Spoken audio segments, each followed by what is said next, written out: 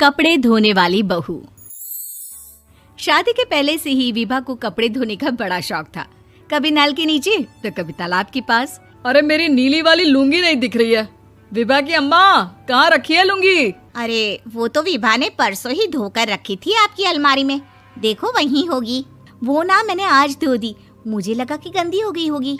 अरे कैसे गंदी हो गई थी? उसे तो मैंने पहना भी नहीं। हे भगवान, इस लड़की के कपड़े धोने की आदत से परेशान हो गया हूँ मैं। जितना तो घर में राशन नहीं आता, उससे कहीं ज्यादा डिटर्जेंट पाउडर का खर्चा है। इसकी शादी करवा दो, शादी जाए अपने घर में ही करे काम, फिर चाहे घर के कपड़े धोने हो या पूरे गांव के। हाँ ठीक बोल रही हो, देखता हूँ मैं कोई लड़का। वो दिन भी आ जाता है जब विभा को देखने लड़के वाले आ जाते हैं। लड़की मुझे अच्छी लगी। होने वाली सास कहती है, बेटी अगर कुछ पूछना है तो पूछ लो। वैसे तो हमारी लड़की बहुत ही शर्मीली है, जो बोल दो वो मान लेती है, इसे क्या पूछना होगा। अरे कैसी बात कर रही हो माँ, मुझे इन लोगों के घर रहना है, सवाल तो कई है। हाँ हाँ बेटा, पूछ लो ना, क्या पूछना है। आप लोगों के घर कपड़े कौन धोता है? सास का मुंह बन जाता है। देखो, अगर तुम ये कहना चाहती हो कि तुम्हें कपड़े धोने नहीं आते तो सुन लो, कपड़े मैं ही धोती हूँ, लेकिन तुम्हारे आ जाने के बाद मैं रुमाल तक नहीं धोऊंगी। अरे चुप रहना भाग्यवान, बहू बेचारी घर आई नहीं, उसे डराना शुरू कर दिया। वो क्या है ना बिटिया, अभी तक तो ये कल्लू की माँ ही धोती थी, लेकिन अब तुम्हारे पापा तो दहेज में वॉशिंग मशीन देंगे ही। तभी विभा की माँ बोल पड़ती है, सवाल भी पूछा तो क्या। वैसे भाई साहब, मशीन की तो फिर भी कपड़े धोने की कैपेसिटी होती है। मतलब जो बिटिया दे रहे हैं ना विभा, इसे कपड़े धोने का बहुत शौक है। ये आप लोगों के क्या, आस पड़ोस गांव मोहल्ले सबके कपड़े धो दे और उफ तक ना करे। बाहर देखा नहीं आपने कितने कपड़े सूख रहे हैं? सब हमारी बिटिया ने ही तो धोए हैं। बस भी करो ना माँ, शर्म आ रही इतनी तारीफ सुनकर। और तो और एक दाग निकाल कर दिखाओ तो मान जाऊं। हाँ अच्छा अच्छा, माफ करना बेटा, मैंने गलत समझा। हमें तो रिश्ता बहुत पसंद है। और ऐसे जुड़ जाता है रिश्ता कपड़े धोने का शौक रखने वाली विभा का। उसकी शादी हो जाती है कोयला फैक्ट्री में काम करने वाले कल्लू के साथ। शादी के बाद अचानक विभा चिल्लाती हुई सास के पास आती है। सासू माँ, अरे सासू माँ कहाँ है आप? ये तो धोखा है, धोखा दिया आप लोगों ने मुझे। इसे ससुर के चक्कर के बारे में पता चल गया। अरे तो उसमें तुझे क्यों धोखा मिला है? अरे नल में पानी नहीं आता, कपड़े कैसे कब धुलेंगे? अच्छा अच्छा, तू पानी नहीं आ रहा उसकी बात कर रही है। तो आपने क्या सोचा? कुछ नहीं। अच्छा, तेरी माँ ने कहा था कि कपड़े धोने का शौक है तुझे, याद आया मुझे। शौक शौक बोलकर कपड़े धोने वाले मेरे जुनून को कम ना आके सासू माँ, कपड़ा धोना मेरा गुरूर है।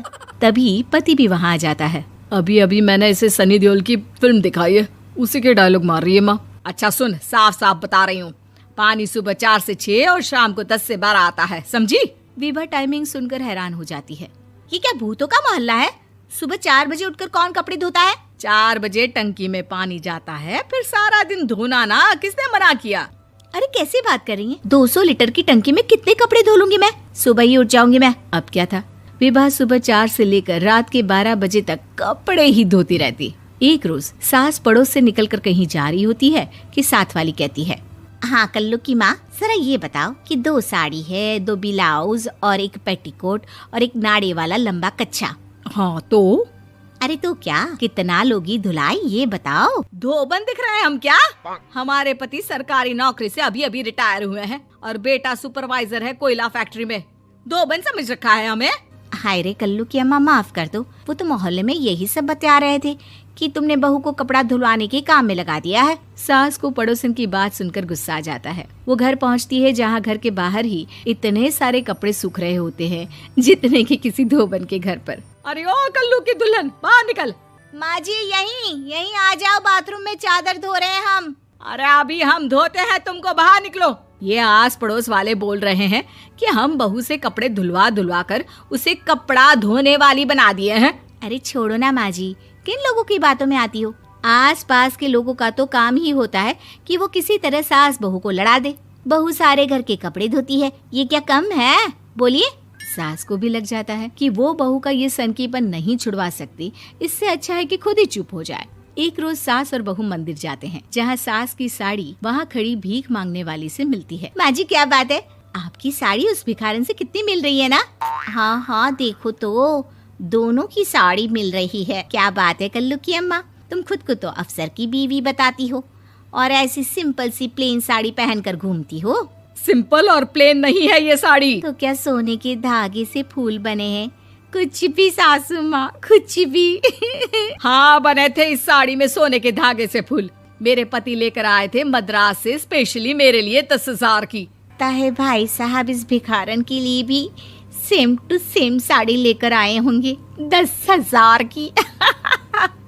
सास उस वक्त तो कुछ नहीं कहती, लेकिन बहू के साथ घर आती है और अलमारी से एल्बम निकाल कर लाती है। ये साड़ी देख रही है, ये वही साड़ी है जिसे मैंने अभी पहना था।